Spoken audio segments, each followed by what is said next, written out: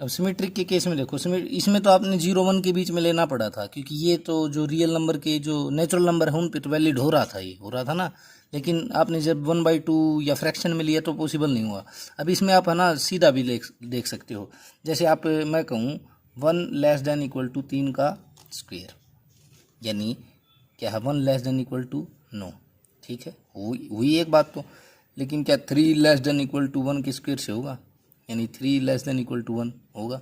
यानी आप इसमें सीधा बता सकते हो कि a less than equal to b का स्क्वायर है, डज नॉट इम्प्लाई क्या इम्प्लाई नहीं करता, implies b less than equal to a का स्क्वायर। इसका मीनिंग क्या हुआ? अगर a b बिलोंग कर रहा है आपका रिलेशन से, तो b a आपका नहीं कर रहा रिलेशन से, और जहाँ पे a b किसके पार्ट हैं? रियल नंबर के, ठीक है ना। तो आर क्या हुआ? Not symmetric. इसमें जो सबसे अच्छा प्रूव करना है वो ट्रांजिटिव के लिए है। ट्रांजिटिव के लिए क्या होना चाहिए था? अगर a less than equal to B square है और b less than equal to C square है, तो a less than equal to किसके होना चाहिए? C square. इससे ये इम्प्लाई होना चाहिए, अगर ये आपके बिलोंग करते हैं किससे? रिलेशन से, तो ये भी बिलोंग करना चाहिए रिलेशन से। यानी a b अगर आपका बिलोंग कर रहा है रिलेशन से, बी सी बिलोंग कर रहा है रिलेशन से, तो उससे क्या इम्प्लाई होना चाहिए? ए सी भी किससे बिलोंग करना चाहिए? आर से, जहाँ पे ए बी सी किसके पार्ट हैं? रियल नंबर के। अब रियल नंबर में प्लस माइनस सारे आते हैं। अब आपको क्या करना है? ट्रांजिटिव शो नहीं, मतलब नॉट ट्रांजिटिव शो करना है। तो आप इसके लिए सिंपल से एग्जाम्पल ले लो।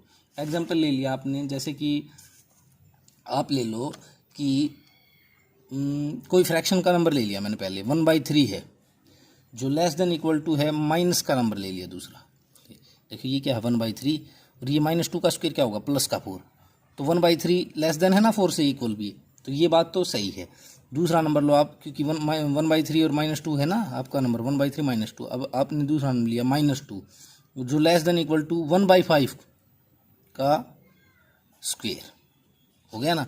b less than equal to -2 है, और ये 1/5 का स्क्वेयर क्या आएगा? 1/25, लेकिन है तो प्लस का तो बड़ा होगा इससे, और इक्वल हो सकता है, मतलब इन दोनों में से एक बात होगी। तो इससे क्या इम्प्लाई होना चाहिए? इससे इम्प्लाई होना चाहिए था कि 1/3 है वो भी लेस देन इक्वल टू 1/5 के स्क्वायर से, ए और सी, ए लेस देन इक्वल टू सी का स्क्वायर। अब ये 1/3, ये क्या होगा? 1/25, एक है 1/3, एक है 1/25।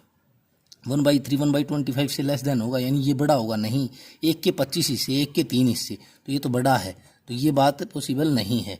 तो आप क्या बता दोगे कि ए बी बिलोंग किया था मेरा आर से, बी सी भी बिलोंग किया था आर से, बट ए सी है वो बिलोंग नहीं किया था आर से, और ए बी सी किससे बिलोंग कर रहे हैं? तीनों ही रियल नंबर है। तो क्या हुआ? R is not transitive. अब देखो, अब 10th है ना, वो कुछ 9 जैसा ही है। रिलेशन है आपका A B, A less than to equal to B cube, ठीक है ना। और ये भी किस पे है रिलेशन? रियल नंबर पे ही है। आपको चेक करना है सिमेट्रिक रिफ्लेक्सिव ट्रांजिटिव, चेक करना है, बताया नहीं है। लेकिन ये क्या है? ये भी ना तो रिफ्लेक्सिव होगा, ना ट्रांजिटिव होगा, और ना ही सिमेट्रिक होगा। आप इसके लिए एग्जाम्पल दे सकते हैं, जैसे कि आपने वही उसी की तरह लिया, यहाँ तो आप सिंपल सा भी ले सकते हैं। -2 ले लो, और लेस देन इक्वल टू -2 का क्यूब ले लो। ये -2 हुआ, और ये क्या हुआ? -2 का क्यूब, 2 दूनी 4 दूनी 8, प्लस माइनस माइनस, तो -8। अब -2 बड़ा है या -8 बड़ा है? -2 बड़ा है। देखो नंबर लाइन पे हम करते थे 0, -1, -2, -3, तो बड़ा कौन सा है? जो 0 के नज़दीक, -2 बड़ा है। और इसमें किसने -2 क्या दिखा दिया? छोटा। तो ए क्या करेगा आपका?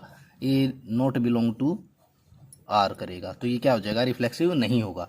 सेकंड पार्ट करोगे ना, सेकंड पार्ट में क्या है? आपको क्या दिखाना है? ये नॉट सिमेट्रिक, ठीक है ना, नॉट सिमेट्रिक होगा। तो A less than equal to अगर बी का क्यूब दे रखा है, तो उससे इम्प्लाई बिल्कुल नहीं होता कि B less than equal to A cube होगा। आप इसके लिए भी एग्जांपल दे सकते हैं, जैसे 1 लेस देन इक्वल टू 2 का क्यूब कर दो, तो क्या 2 लेस देन इक्वल टू 1 का क्यूब होगा? ये 1 है लेस देन इक्वल टू 8 है, ये 2 है लेस देन इक्वल टू 1। ये तो सही है, लेकिन ये क्या सही है? नहीं है, तो ये सिमेट्रिक भी नहीं होगा। ट्रांजिटिव के केस में लिखोगे, ट्रांजिटिव के केस में वही फ्रैक्शन में ले लो, आप कुछ भी ले लो। जैसे कि मैं लेस देन इक्वल टू दिखाना है ना, लेस देन इक्वल टू दिखाना है, तो आपने पहले तो क्या है? ए अगर less than equal to B cube है और B less than equal to C cube है, तो A less than equal to किसके होना चाहिए? सी क्यूब के होना चाहिए। तो आप लिखोगे इसी तरह, डज नॉट इम्प्लाई वाला एग्जाम्पल इसके लिए आप दे सकते हो, कुछ भी दे सकते हो। जैसे कि आपने 16 लिया, लेस देन इक्वल टू 3 का क्यूब है, 3 3 होती है 27 है ना छोटा, और 3 ले लो लेस देन इक्वल टू 2.5 का क्यूब क्योंकि रियल नंबर पे है, ये कितना हो जाएगा आप भाई 25 की गुना करोगे तो कितना होगा, कर लेना मल्टीप्लाई, ठीक है ना।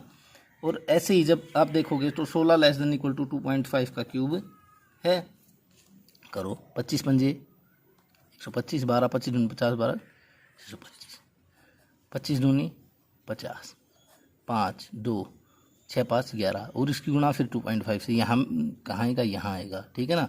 25 पंजे 125, सॉरी गलत तो नहीं कर दिया, देखो 2.5 की मल्टीप्लाई 2.5 से, 25 पंजे 125 का 12, 25 दूनी 50 और 12 62, 625 हो गया ना, 25 25 625, हाँ सही है। और उसकी मल्टीप्लाई फिर 25 से, 25 पंजे 125, 12 25 दूनी 50 और 12 62, 6 25 के 150, 150 और 6 156, तो ये 25 2.5 की तो यहाँ आएगी, यहाँ आएगी 15.625, देखो सही है। लेकिन ये 15.625 ये 16 नहीं पॉसिबल हो रहा, समझ गए ना। ऐसे ही कुछ फ्रैक्शन में ले सकते हो, पिछले एग्जांपल से भी उठा सकते हो, तो ये क्या होगा, ट्रांजिटिव भी नहीं होगा।